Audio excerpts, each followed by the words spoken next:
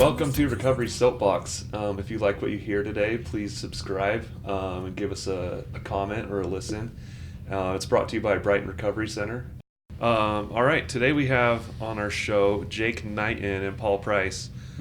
These guys are actually good friends of mine. I consider you guys friends. Yeah, I'd say so. Yeah. And their story is pretty cool. We all have this common thing where we were patients at Brighton, or clients, however you want to term it. And now we work for Brighton. So, yeah, it's really cool to have you guys here today. Thanks. You guys want to share a little bit about yourself? Jake, do you want to go first? Yeah, so my name is Jake Knighton. I came through Brighton at the January of 2018. I was an opiate and cocaine user, mainly. And from there, I've been able to stay sober, and now I work here as an LT at the monastery where I went through treatment as well. Yeah. Do you want to explain what a LT is? So LT is the technical term is a life technician, but so really just kind of one-on-one with the residents day in, day out, helping them with any questions they might have, helping them make phone calls, getting some of their personal items, communicating with their therapists or whoever on what they need to make their stay here at Brighton conducive for their recovery. Mm-hmm. Yeah. Awesome. All right, Paul, do you want to share a little about yourself? Yeah, I'm Paul Price. We went to treatment very close to each other. I think we just missed each other. We came to find out because you took 2 trips through. I did. And he had graduated right before I got here. And then he came back right after I graduated. Oh, just missed each other. By 2 or 3 days each time. Wow. Yeah, because I first admitted to Brighton in December of 17. Left, I think, January 1st or so, and then readmitted February 25th. And so we just missed each other by a few days. But so my sobriety date is February 25th of 2018. I've worked at Brighton for about 5 months or so. I'm also a life technician at the other center, at the Willow Creek Center down in Salt Lake. It's a great job. I really, really love it. Mm-hmm. Yeah. All right. Did you guys plan on getting into recovery? Say like when you were a patient or when you first got sober? Was that like a big goal you guys had to plan on getting into recovery or plan on working in recovery? Oh yeah, sorry, excuse me. Yeah, it was a big plan of mine to get into recovery. I guess it goes without saying. Yeah, that was the point. Working in the recovery industry here. I say for me it wasn't initially, because I was going to school for construction management, so that was kind of where I would want to take my life. Yeah. But there was something happened within the 28 days that I was here, talking to a lot of people, and I decided to change my career course and hopefully go on to be a therapist one day. So I decided to come back and work here and get as much experience as I could. Mm-hmm. Yeah. So yeah. I personally have had a goal of working in some sort of therapeutic role for quite a long time. When I initially went to college, right out of high school, I wanted to major in psychology and I wanted to do therapy. My 20s were an extremely turbulent time where I didn't have any ability to have some consistency in my life to put those goals together. So last time that I was at Brighton, it was a big goal of mine right off the bat to, when I could, apply, and then all the steps I needed to do before that, right? So to stay in touch with the alumni, to participate in the aftercare stuff, just do everything I could to increase my chances, because it was a pretty big goal. Yeah. Right off the bat, that that's what I wanted to do, and having that goal made it really easy to kind of navigate through the highs and lows of recovery, through the easy times and the really difficult times, because I knew where I wanted to be, so I could reflect what my actions currently were against where I wanted to be, and so it was a nice guiding post for me to help lead me to where I wanted to go. Yeah, I love that. Kind of have the goal mindset, and okay, this is where I want to be. Mm-hmm. It may not look like it right now, but still, that's the goal, right? Yeah, it was very important for me. Yeah, I love it. So I guess I'll just tell a little bit about myself. I forgot to kind of introduce myself. My name is Brady Kuan, and I'm an alumni liaison for Brighton. So it's really cool. I get to work in the alumni, with the alumni, and maybe people who don't know what alumni is. So an alumni is someone who graduates from the program at Brighton, right? They either go through our residential, continue with our IOP, or sometimes they just go through IOP for like after they've been in residential, or that's just the level of care that they need. And I get to incorporate that piece of like the community and the connection with them. We do a lot of super fun activities, sober softball, sober volleyball. We do camping trips. We've done a reunion. We've done 2 reunions. We just have a blast. A lot of people ask me, what your drug of choice was, and like honestly, it was just more of whatever I could get. If it was alcohol, opiates, amphetamines, anything. And so when I came to Brighton, I didn't really plan on staying sober. It was the first time in residential treatment. I'd been in and out of IOP, in and out of the rooms of 12-step, and I wasn't really there to. It was just kind of like pushed on me. Not really pushed on me, but the decision came. I needed a higher level of care. So I was referred to Brighton. I spent like a week in detox and came to Brighton. And I was like, okay, I'll give it a shot. I'll do what it's, and I've been in recovery long enough, kind of not really in recovery, but halfway in, halfway out. So I knew the lingo. I knew kind of what to say. I knew, how to kind of keep people off my radar. Like, yeah. If I say this, it sounds like I'm doing okay, right? But deep down, I was still like planning on getting high, like after I got out of treatment. And then for me, the turning point really became, when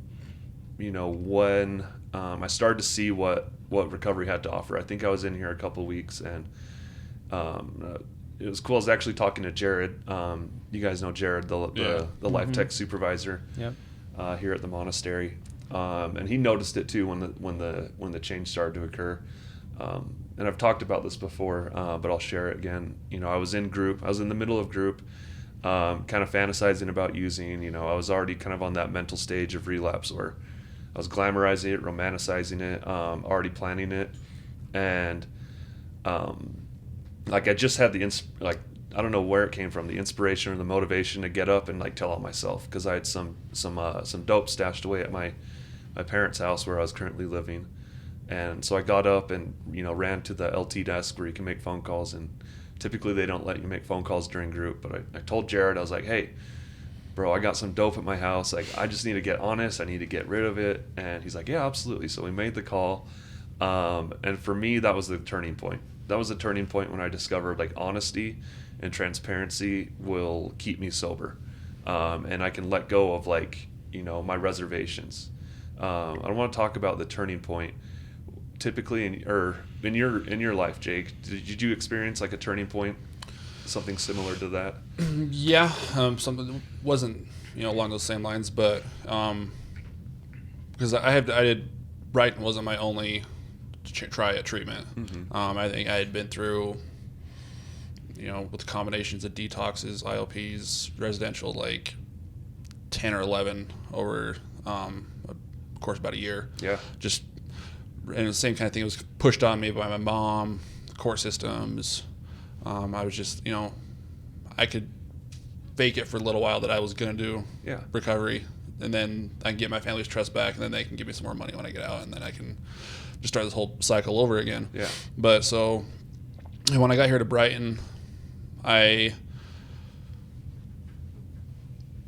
didn't really know if I wanted it or not. I just know I didn't want the life anymore, because I was homeless. I was living in the back of a '98 Ford Taurus in the middle of December in Utah, so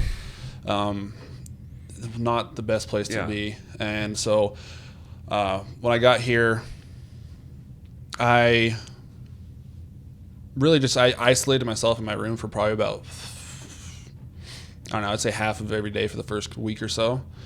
Really basically yelling at myself in the mirror, trying to like figure out why I'm still doing this. What am I doing here? And the old chaplain we had here, Violet. Yeah.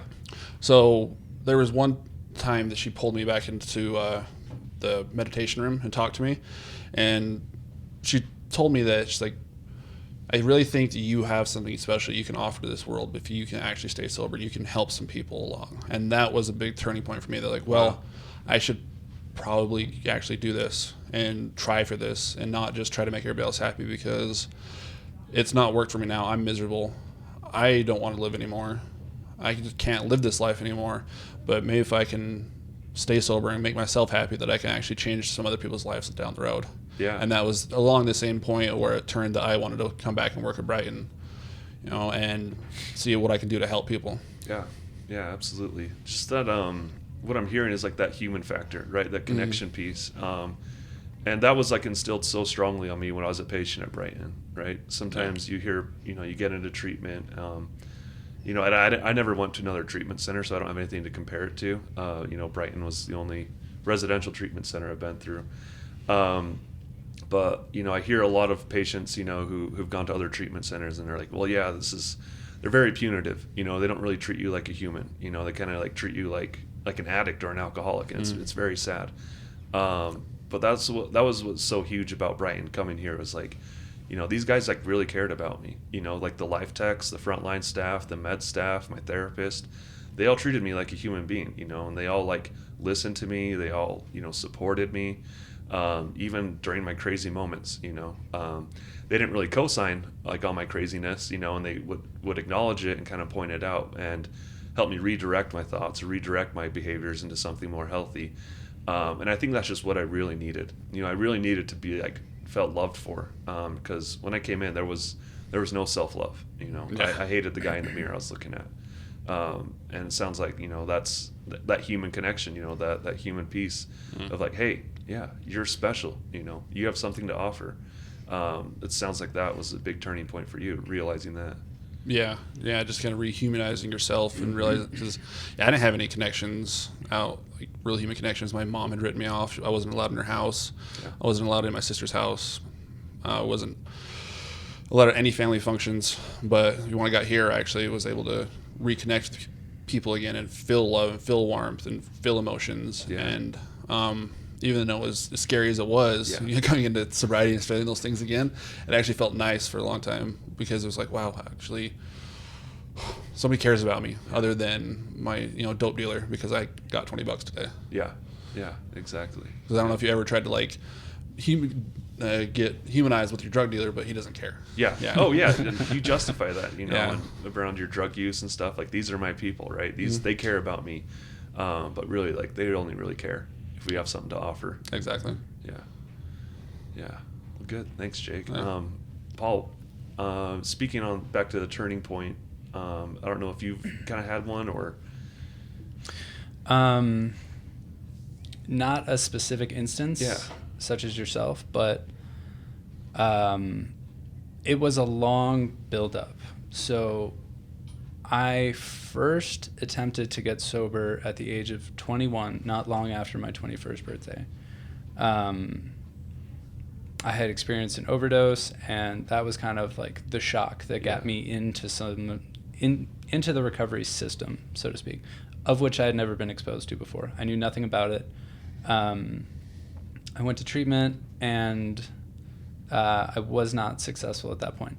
And over the next 9 years, which is how long it took me to get to where I'm at today, I've been to 8 inpatients and probably double that with sober livings and IOPs and detoxes and, this, that, and the other. And it was just a big learning experience. I think I finally broke down at the end of my last relapse, which was it was just pain and suffering, was essentially all it was. It was very, very short-lived relief, followed by pain and angst and shame, and it wasn't fun anymore. It didn't work anymore. It didn't do what it used to do. It wasn't exciting. It didn't have any novelty factors to it. it took me a long time to run into the ground, and I'm extremely grateful that I was able to stick that out. That I didn't pass away or anything like that. But after that, then it was all really easy. I think I somehow experienced that grace, that gift of desperation that allowed me to actually change my trajectory. Granted me a lot of willingness to listen and be teachable and humble. And everything from there just really kind of flowed. I came in and I remember having just been there in December, all the staff was very familiar with me.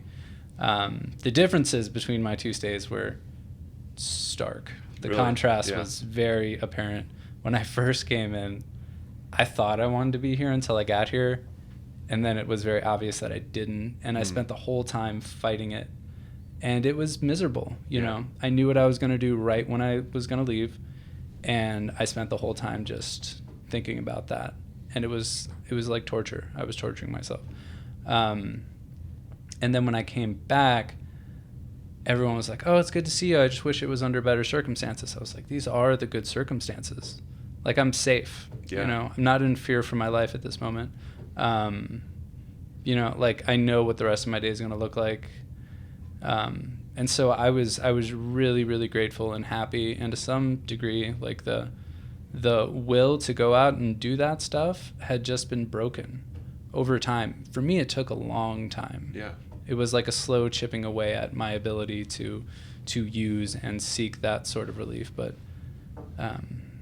eventually it just kind of disintegrated, and I'm grateful for that. Yeah. Yeah. Yeah. It takes what it takes sometimes, right? Yeah, it took a lot in my case. And I want to go back to like the turning point. So when I experienced that turning point, it wasn't like I was all of a sudden like cured, right? It wasn't all of a sudden like, oh, I'm absolved from my alcoholism or my addiction, right? I just found maybe the one missing ingredient, right? The one missing piece, which for me was honesty. And so when I was attracted to that and like found that honesty was like, it combats like my addiction. That's when I was like, okay, well, if I get honest here, like I should get honest here, and get honest with myself, most importantly. So I was similar to that. It was a gradual thing. It wasn't like, oh, like finally, I understand this thing. Finally I'm cured of my alcoholism or something. And that's just not the case. Yeah, and just because that turning point happens doesn't mean that that's it, that the work's done. Yeah. That you, myself, or Jake, we're just done with what we had to do. Exactly. There's a lot of work. Like, that's kind of the door opens. Yeah. And then we have to walk through. Like, we get the opportunity to do some stuff, and then we have to do it. Yeah. Yeah. Yeah. All right. So when we started, what did it look like for you guys when you started, or entertaining the idea of, hey, I'm getting a little bit of time, sober. I'm going to start, maybe applying for Brighton or getting my foot in the door there. How did that look like for you, Jake? Well, so on like the day of my graduation, after I got done signing the Brighton wall, all the graduate sign, just kind of give a little message of hope to anybody else coming into the house. I remember I was standing there with Garrett, the old therapist here, and Jared, just looking at the wall, talking about past patients and stuff like that. And I told them, I'll see you guys in a year. And they're like, sure, yeah, we've heard that before. But I had come up and spoke for the alumni panel at family programming. And so I saw Jared, and I started hounding him there. Got his phone number, put in applications, just on top of him constantly. Yeah. And like I told you guys, like, I'm sure you guys hear that all the time, but I set my mind to this goal for mine, and I'm going to do it. I'm going to achieve it. So it took another about 8 months from that time for a spot to open up for me. But due to the persistence of me wanting to achieve this goal and basically treating it like it was an addiction, a drug, chasing it, fighting for it, doing whatever I can to get this, I was able to get on here at Brighton. Yeah. So it was really cool. Yeah. Awesome. How about for you, Paul? It was always kind of in the foresight in terms of what I was doing and where I wanted to be at. I had tried to make an effort to be involved in the alumni stuff, right? Like going to softball. Yeah. Even though I didn't play very much, right? Yeah. I was kind of the cook for a while. Which Barbecuing was, the dogs. Yeah, exactly. Yeah, which was my way of doing that. And I had done a lot of the alumni stuff. Like I'd been involved in that. I'd done a lot of the panels. I think I'd done 2 for the family programming. I had been secretarying the old alumni director, Blake Hannon, asked me to secretary that Sunday night meeting. I think I was 5 or 6 months sober. Yeah. And I've been doing it ever since. You've been doing it for a long time. It's been a while. It's been like over, I don't know, 13, 14 months, something like that. And that was a really good way for me to keep my foot in the door, so to speak. So I tried to purposely make myself seen, right? Seen that I was participating and that I was involved and that I was doing well. And that was how I started. And then, of course, when it came time that I actually had enough time sober, then I got in contact with the house manager down there, Frank. And, we started to put together like a timeline and an interview, and then eventually I got hired. Yeah, yeah. And I think it's important maybe for any listeners out there or future listeners who've gone through Brighton, who are going to be an alumni, who are alumni, who want to be in the position that we're in, right? Who want to be in the position of what does it take to work for Brighton? And I think you guys, hit it on the head perfectly. The main thing I think we look for is that connection piece. Like you guys stay involved. Mm-hmm. Like Jake's been playing softball, volleyball with us. Paul, you were always showing up on Friday nights, not even to play softball, but just to hang out, mm-hmm. And grill up the hot dogs for us. Yep. And then get involved with the AA meeting. Yeah, and that was kind of my case too. The big thing for me was I'd go to aftercare groups once a week, and then sober softball. Sober softball for me was huge. I had a lot of fun playing it. I wasn't good, but still people, allowed me to play, and they really, they brought me in. They're like, okay, giving me tips on how to field the ball better, how to hit the ball. And it was really cool to be part of that, like that community almost instantly, just because I had gone through Brighton, people were there reaching their hands out, and, bringing me in to that fun we have on Friday nights. And for me, it was, I wasn't really looking towards, like, it was kind of the same thing. It was an idea. I'd entertained the idea for a while, it'd be fun, it'd be really cool to give back and work for Brighton. And then, they were opening up their Willow Creek location, and I just been playing softball, for like the whole summer, and they were needing staff to run the building, when it opened. So they're like, hey, how long do you have? I was like, yeah, go a little bit over a year. And they're like, would you be interested in working for us? And I was like, well, yeah, sure, I'd love to. They're like, okay, well, let's talk. Let's sit down and we'll talk about it. And I was the first alumni that they had hired, or they were thinking about hiring. And Jonathan, he wasn't quite. I think they'd put like a 2-year limit on sobriety time before they wanted to hire someone.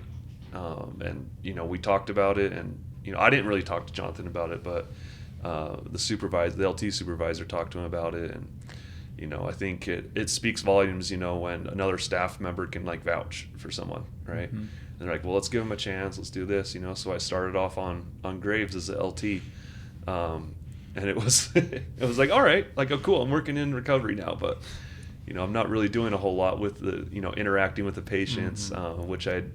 Which was what I really looked forward to, right? And I just had to stay patient, I just had to stay motivated and keep showing up. It's just, just like recovery, right? We want this instant gratification. We want these instant things of success, or the things that we want, and it rarely comes on our time. And for me, it just slowly but surely, evolved into something, and the position I'm at now, that's all I get to do, is interact with clients and interact with alumni, and just, super grateful for it. Do you guys like your job? Oh, I love it. Yeah, absolutely. That's probably I've been working in construction for the past 10 years. Yeah. And just the transition over from that into this is night and day difference. Just the atmosphere and environment that I'm in, one, obviously I'm not building a house anymore, but it's just my mindset and the respect and just how everyone treats you is so much better. Mm-hmm. Yeah. Yeah, I absolutely love my job. I love the opportunity to work one-on-one with the patients to help them. I started off at days. So I started off doing groups like right away. And that's been really fun, right? To formulate and develop kind of a sort of curriculum of sorts. I've gotten to do some family programming groups as well. That's been really great. And the majority of the job is really great. It's also very challenging. Yeah. I'm not historically particularly good at setting boundaries. Uh-huh. That's not one of my strong suits. But that job forces you to do that, obviously, because that's most of the job. It really is setting boundaries with people, right? I'm also not particularly good with conflict historically. It's not something that I would approach. Typically with boundaries and conflict, it was an avoidance for me. I would just steer the other way. Yeah. And I can't do that here. So while this job is challenging in those regards, I'm really grateful because it forced me to be in situations that I wouldn't be in otherwise. I would just go the other way and go on about my day. But, setting boundaries with patients and dealing with conflict in a healthy, productive manner, keeping my cool and not getting activated, it's been really great. It's been great to help me learn some patience. Yeah. And I love the work environment too. I love the people that I work with. And the majority of the time, the job is a lot of fun. Yeah. I really love interacting with the patients, having fun with the patients. I mean, right now we're kind of on this kick at Willow Creek where we play badminton all the time. Yeah, I've seen that. Which is super fun. And like, as hard as we like to work, like we like to have fun with it too. Like we like to go out with the patients and have a good time and enjoy ourselves, because as much as recovery is about doing a lot of work, it's also about balance, right? You're supposed to have fun. Yeah. And I don't think that it's any of our goals to berate the patients with information only. While that stuff is important, we want to take a balanced approach. So we want to have some fun, like with the recreational therapy and stuff like that, and with the community building groups and just the downtime. We try and have fun with it. Yeah, yeah. Oh, yeah. Well, I think it's really important as alumni working in Brighton now, to show the patients right now that it is possible to have fun. Mm-hmm. That even though you are at work, you're doing things, for money basically, that you can still have fun doing it. Recovery is fun. Yeah. It doesn't have to be miserable. Yeah. It's as miserable as you're going to make it. And, look at us. We're all having fun. I mean, you come out and play volleyball with us anytime you have here up at the monastery. Oh, yeah. During gym. Yeah. During gym, we just go out and, for 30, 45 minutes, we'll all get out there, have fun. It's just have a good time during the middle of the day. And I've never had another job where I got paid to go hiking, rock climbing, or, play volleyball, just hang out and shoot the breeze with a bunch of people. Yeah. And I think it's really important too to break down that wall of staff and resident patients, because they're more willing to open up and be honest with you if they feel like you're not out to get them in trouble. Yeah. That you're really there to help them. You're there to see them do well. Yeah. And if you can make that connection with them, then they're more willing to be honest with other people out in their other lives that they see as a authority type figure. Yeah, absolutely. Yeah, and being in recovery and an alumni definitely makes that barrier a little bit easier. It does. To bridge, right? Yeah. Because both of us, well, all three of us, have been in that seat, right? We've all been in these groups. We've all done these things. We've all experienced the frustrations and the elations that come with treatment. And now we're on the other side of it. So for me, that's an extremely useful tool. Absolutely. That I can pull out and be like, look, I've done this. I get it. Yeah. Yeah, it gives us that street credit, right? Or Kinda, street credit, but just basically. hey, that's exactly what it is. I've been where you're at. I get it. We can kind of help them navigate through that. Through our own experience. When it was like that for me, I would do this or that. I found out that this really helped, or when I started engaging in this type of behavior, I'd recognize those were the feelings attached to it, right? Mm-hmm. And, I always try to go from a standpoint where I'm not like telling them how they need to do it. Yeah. I always tell from my experience, like, hey, this is how I did it, or this is what wasn't working for me. This is what was working for me. And I feel like they do appreciate that, right? They understand, like, okay, he's coming from a place where I'm sitting right now, and yeah, it's just it's really the best job I've ever had. Yeah. I've never had a job where like I'm excited to go into work, Mm-hmm. and I've never had a job where like I feel like good when I get off, Yeah. like I'll be driving home some days and like, God, like that was like a really good day at work, and I get like the goosebumps. And Yeah. have you guys experienced those days? I have. Yeah. Yeah, I think what, like the most rewarding part about this job is to be able to watch people grow over the time that they're here. Yeah. And you can also you get to see yourself in that person that you were able to grow in that same way, and just see the light come back onto people's face where they start joking and laughing and enjoying the things around them again. Is really just amazing to see, and feel like you had a small part in aiding them.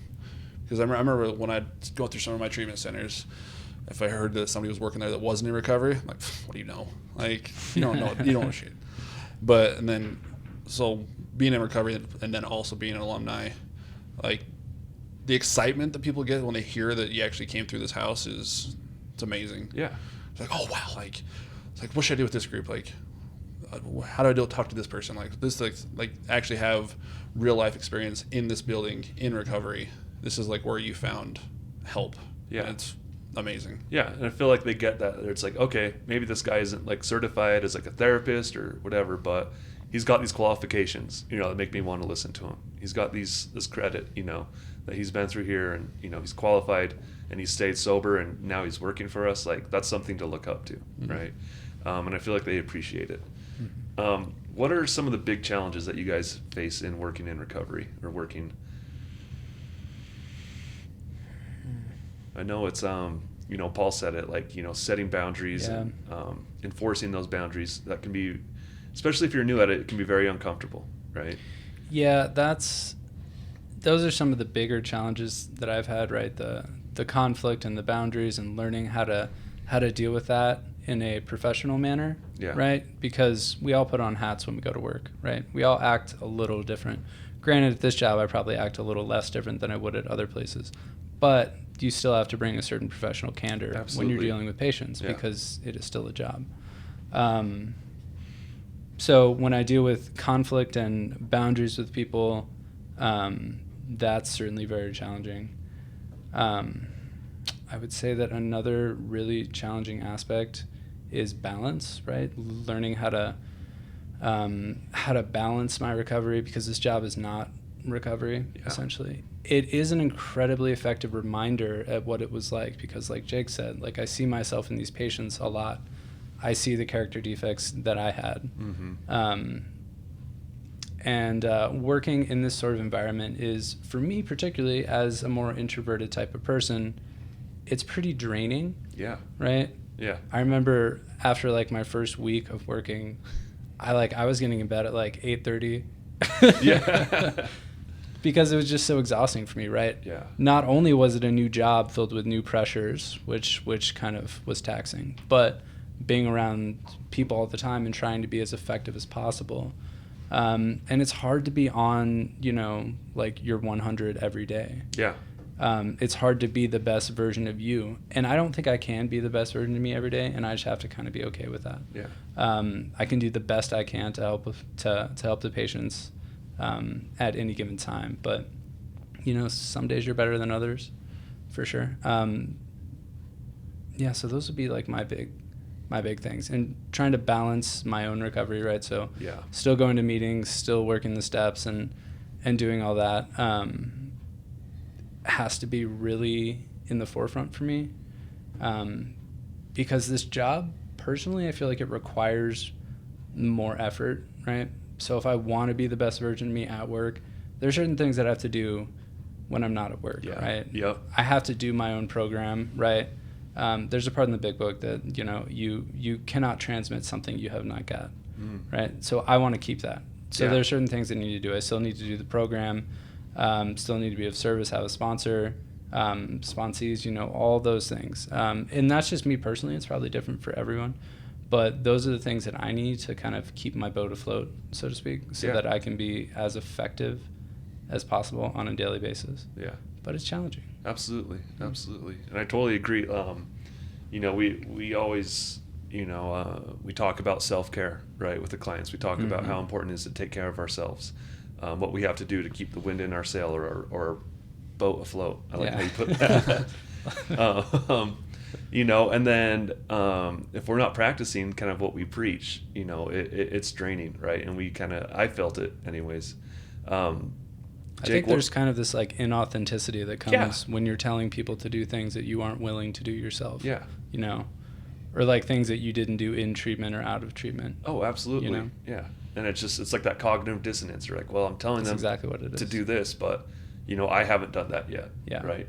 Like, how can I tell someone to work their steps, you know, when I haven't even worked a step yet? It's stuff like that.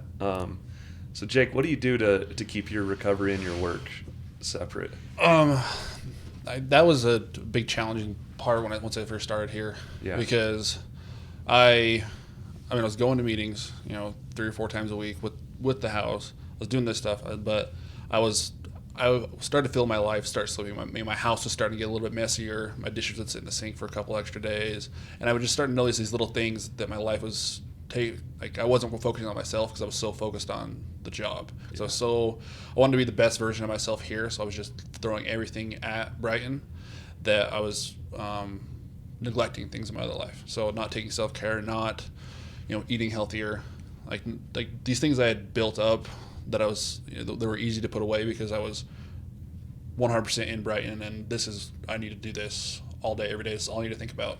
So I can help these people. I need to help these people right now. And I wasn't helping myself. Yeah. And I was just like he was saying with balance. And I had to take a step back and realize that, you know, I can't fix all the problems here at all times of the day. Yeah. You know, I do like to be the first person they call if they need someone to come in and help, and I love being here and I'd pick up any shifts that I can, but when I'm not working, I have to step away from my phone. I can't stay engaged in what's going on in the house because it'll just like consume me. Yeah. So I, you know, if there's a major problem going on, you know, obviously I'll try to throw my hat in the ring and help in any way I can, but I have to make sure that I'm away from work when I'm away from work. Yeah. And so I just focus on myself, whether it's just watching football games over the weekend or riding my dirt bike, going hiking, climbing, you know, focusing on cooking, that brightens just in the back of my mind. Yeah. Yeah. Yeah, absolutely. I experienced that same situation, you know, early on when I started working for Brighton. It was like, cool, you know, like I'm working in recovery. This is like everything I've wanted, you know, and, you know, it was, my recovery became dependent on my job almost, you know.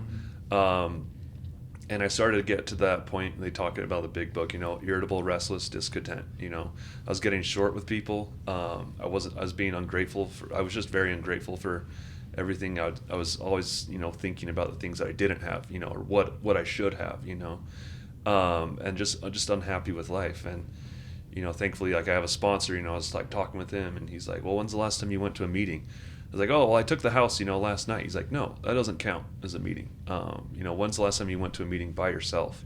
Not with the house, not with the clients. And I'm like, oh, shoot, it's been probably about a month, you know? And he's like, bro, he's like, your recovery, your job cannot count for your recovery. You know, so it's like, oh, okay, it really made me reflect and take a look back on things. It's like, yeah, I can't count this as, you know, my recovery. I can count it as something that gives me, you know, more meaning behind a paycheck per se, right? It gives me something that builds me up and lifts me up while I'm at work. But if this is all that I'm doing to like stay in recovery and stay sober, like it's not going to last.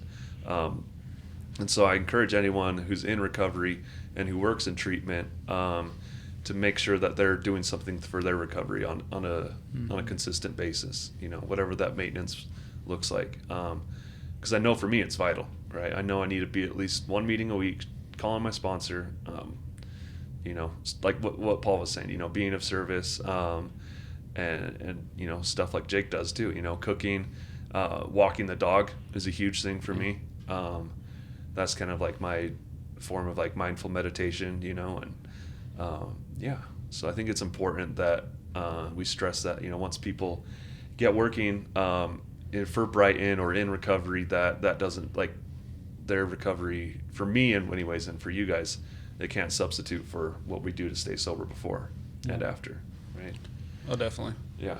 Yeah, because even as much as we love being in recovery, like talking, thinking, and being in recovery 24 hours a day is taxing. Yeah. And it's overbearing. Like, you have to be able to like deflate and de-stress. Like, okay, I can't think about another recovery thing today. Like, I can't do it. I can't talk about self-inventory. I just gotta like lay here and listen to music. Yeah. In silence. Like, I can't do it anymore because it gets overwhelming at times. Yeah.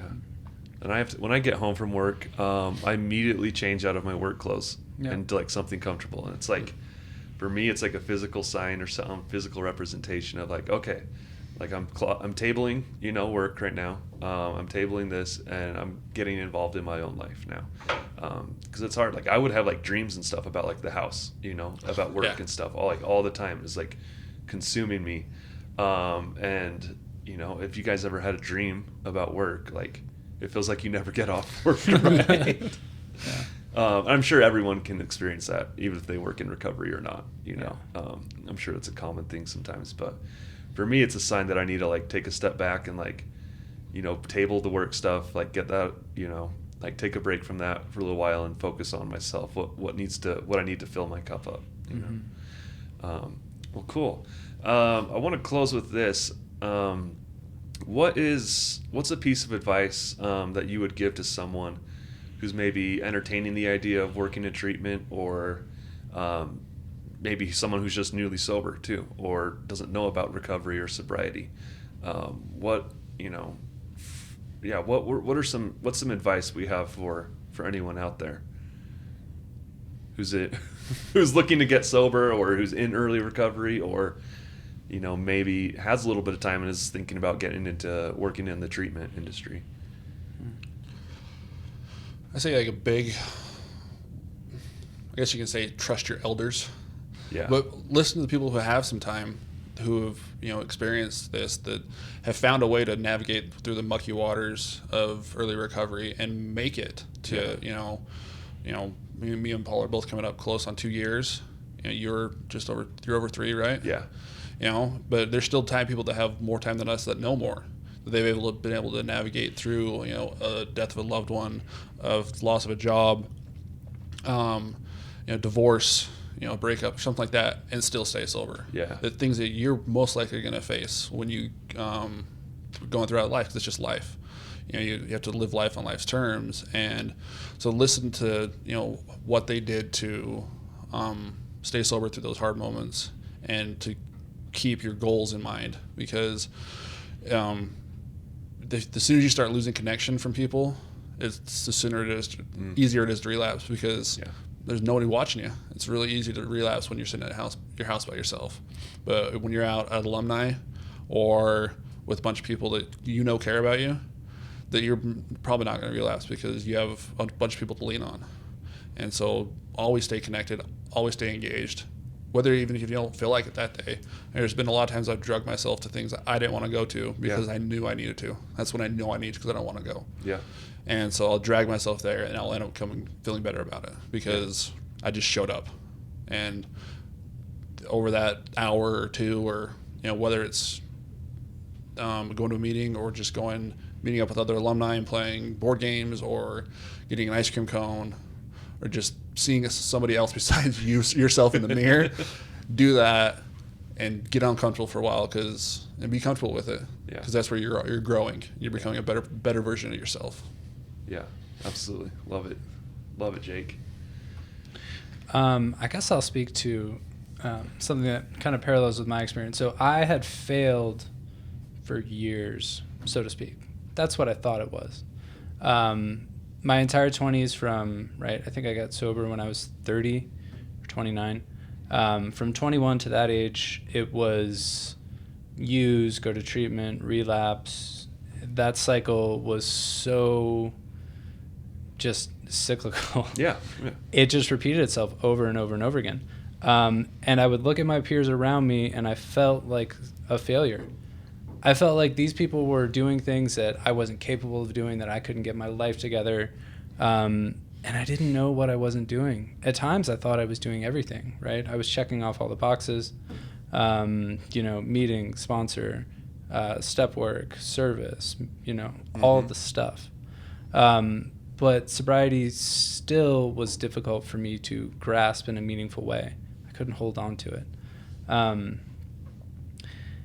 And in retrospect, those are the most important experiences that I have in my life. It took me a minute to realize that, however. But because of those experiences, I can now do my job more effectively, right? I have a career that I'm really passionate about. I have more compassion than I've ever had because I have so much understanding, personal understanding, personal experiences that grant me ability to be pretty compassionate on a daily basis because I know what pain's like. And so for anyone who's ever relapsed, right, or who's gone to treatment and hasn't necessarily been successful in staying sober, it's not a failure. Those are not experiences that have no value. As long as you can learn from those and move forward, that's what's really important. No one ever does anything perfect, not just in recovery, but in life in general. There's no such thing as perfection. People fail all the time, right? Life is nothing but suffering, really, if we're being honest. So the trick is to learn how to suffer well, right? Will, the recreational therapist, did a group about failing forward, right? About when we fail, use those experiences as a learning situation, right? Learning how to motivate ourselves from those to move forward when we fall down. Yeah. And that was really difficult for me to do for a long time. And now that I've been able to do that, right? Even in my last few relapses, I always learned something. There was always experiences that I had. And I don't think that my recovery would be where it's at if I didn't have those failures, if I didn't have those experiences of relapse. Those, in a lot of ways, solidified something that I couldn't have on my own. Yeah. All those experiences of trying and not being successful, all the shame that was involved, it all just kind of transformed to this really amazing thing, which I didn't know was possible. I didn't know because I was so short-sighted. All I could see or all I could do was take those experiences and just use them, twist them to validate some sort of shame narrative that I had going on. So I guess in a more short-winded breath, don't view those experiences as failures because the odds are you'll take those experiences and you'll find that they're the most valuable things that you have in their life. They're the things that will give you the willingness and the motivation and the grace to move forward on a path of life that you've never experienced before. Absolutely. I love it. It's not like, I totally agree with that. And, in my recovery and stuff, I always question, like, why is this happening to me? Or, why am I doing this? Or, why can't I just grasp this one thing? And it takes what it takes sometimes, right? And I try not to look at it as like a failure, but it's like maybe missing the mark, What can I learn from this? What wasn't I doing that I should have been doing? What's something different that I can do? And I totally agree with that. A relapse doesn't mean a failure, and I don't want people to relapse and think, oh, well, I failed at it. I might as well just keep on drinking or keep on like whatever that vicious cycle entails for them. But take a step back, reflect on it, kind of dissect it, and like, okay, I noticed I wasn't willing to do this before. Has this, me missing the mark here, this step back, is this, opening me to do something different? And I think once we get that idea or that perception of, all right, I can't be disappointed in the results for the work that I didn't put in, is vital. It's huge, and when we can take that piece, like, okay, I wasn't doing this, I can't be upset about myself about this because I wasn't willing to do this. And I think that's a huge thing. And And a piece of advice I'd have for anyone listening is just let go of your expectations. Let go of what life is going to be like once you're sober. For me, it's nothing like I would have imagined life being sober. I've had some really hard days, some really, difficult times in sobriety. I've also had some really good ones too. But I think it's a common misconception of once we get sober, we're going to be happy. Everything's going to be better. The things in life are going to go the way that we plan on them going. We're going to be able to control and manage like our life, right? And that's just not the case for me. When I can let go of like my expectations and do just really my best at everything, and have a good positive attitude about things. Things don't go the way I would plan them to or really want them to, but things still work out. Not in my own time, but in the time that they need to. I think that I just want to thank you guys for being here today. Yeah, thanks for facilitating this. Thank you. Yeah. And I'm excited. I love you guys. Like, you guys are, like, I think we have something special to offer. And I really enjoy spending time with you guys, and it's really been impactful in my recovery watching you guys grow too. Thank you guys for being here today. And Yeah, thanks, man. Thank you. yeah, glad to have you.